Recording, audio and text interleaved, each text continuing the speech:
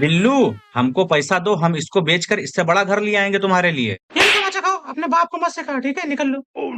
जाता हूँ, जल्दी से आराम कर लेता हूँ थोड़ा सा। है ये क्या है? ये पिल्लू कहाँ से आए? ये सब मालिक का कारनामा है, अभी बताता हूँ। पिल्लू, इसको अपना घर समझो तुम, और बिल्लू का जीना हराम कर देना। हाथ मिलाओ। यहाँ से बदबू आ रही, वो हाथ लाओ, इसको हटाओ।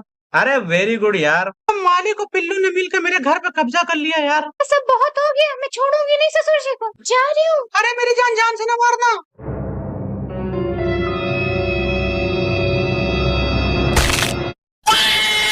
अब बकलोली न करना।